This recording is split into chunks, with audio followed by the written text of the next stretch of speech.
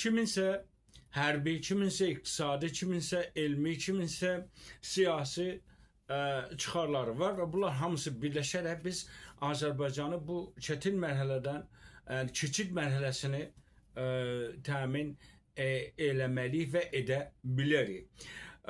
O cümlədən demək dövlət binalarını, yəni İran Fars işgal rejimi bugün Azərbaycanda bizim binalarımızı işgal edib, məsələn, standarı özü bəlirləyib, kətib qorur. Ola bizimdir, o yerlər bizimdir.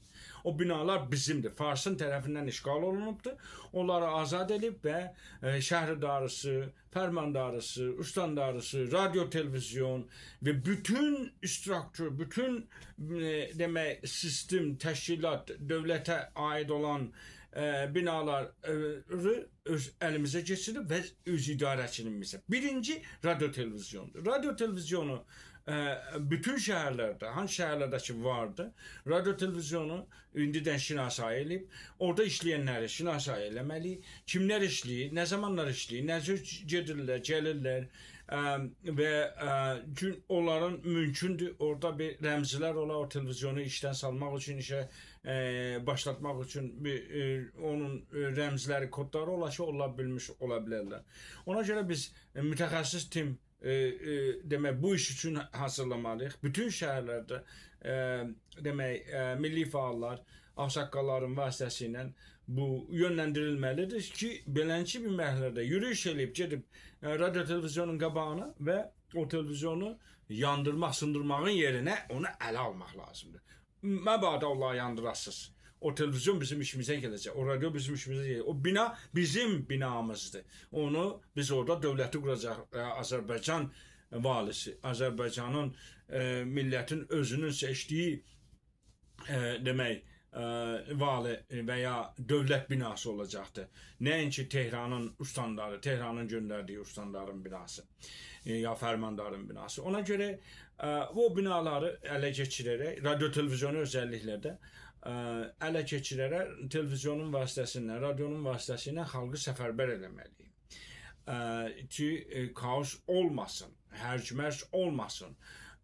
Oradan təbii ki o komitədən alınan və ya rəhbərlik şurasından alınan demək bilgilər əsasında xalqı yönləndirilir. Onların bəyanatını oxuyaraq və ya şəhərdən gələn meydan güzarışına görə xalqın haraya səfərbər olması, nə kimin köməyinə ehtiyacı olduğudur, ora bir otağı fərmandəhiyə çevrilir. Otağı fərmana çevrilir. Yəni televizyondan xəbər demək deyil sadəcə. Bəlkə oradan o krizi müdiriyyət edib və o krizdən keçmək üçün istifadə eləməliyik və bu çox vacibdir, çox əhəmiyyətlidir bizə. Orada danışman, yaxşı danışa biləcək demək insanlara bəyanı, özəlliklə xanımlar olursa, xanımlara və ya hər kəs eləyə bilərsə, indidən üzərində işləyib o kadrları hazırlamalıyıq ki, bu fürsət yarananda o televizyonları ələ keçirib və oradan demək xalqı səfərbər eləyə. Həmən vasitələ demək Azərbaycanda olan hərbi bazalar, artış, sipah, bəsic, bunların bazalarını demək şinasayı eləmək və orada kimlər işləyir, nə zamanlar işləyirlər, nələr var, hansı silahlar var.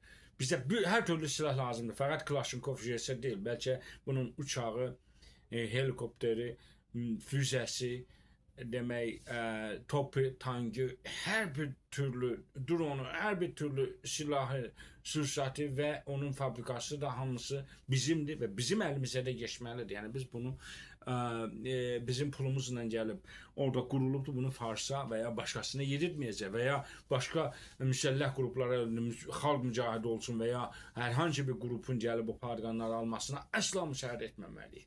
Unutmayın, bizim əsas şüarımız, mehvəri şüarlarımızdan birisi Şah Şeyx Rəcəvi Azərbaycan düşməni şüarıdır. Bunu hər daim səsləndirməliyik. Yəni bunlar Azərbaycanın düşmənləridir. İndi durub desələr də Azərbaycanın bu haqqı var, o haqqı var. Bunlar hamısı havadır, onlar düşməndirlər. Sadəcə oraya gəlib oturmaq üçün, oturana qədər bunu deyəcəklər. Oturandan sonra elə Xameneyi nə eləyibdirsə, Şah nə eləmişdirsə, həmən eləyəcəklər. Fərq eləməz ki, bu Rəcəvi olsun, Pəhləvi olsun, ya Xameneyi olsun, ya hər hansı birisi olsun. Kravatlı olsun, ya əmmaməli olsun. Ona göre Şah Şeyx Rəcəvi Azərbaycan düşməni Azərbaycan şərəfdir, pəhləvi bir şərəfdir, çox təkid olunmalıdır. Ki bunun əsla Azərbaycanda yeri yoxdur. 30 bin Azərbaycanlı qətlam eləyən, öldürən bir cinayətkarın oğluna Azərbaycanda əsla yer olmaz. Yer olar, gətirərlər Azərbaycanda məhkəmə edib, cəzalandırıb, həbsə atırlar. Cəzasını çəkər. Azərbaycandan çaldığı pulu boğazından çıxartmaq üçün onu Azərbaycana gətirirlər. Fakat bunun üçün gələr. Başqa bir məsələ üçün deyil. O qanların cavabını vermək üçün hər il ki gəlir təbrik edirdi. Ha dədəsinin öldürdüyü Azərbaycanlıların o günü Nəcat Azərbaycan'da Azərbaycan'a qətlam edib Nəcat Azərbaycan adı ilə gəlib təbrik edir. Onları onun fitil burnundan gətirmək üçün təbrizə gətirməliyik onu. Ona göre Azərbaycan şərəfdir, pəhləvi bir şərəfdir.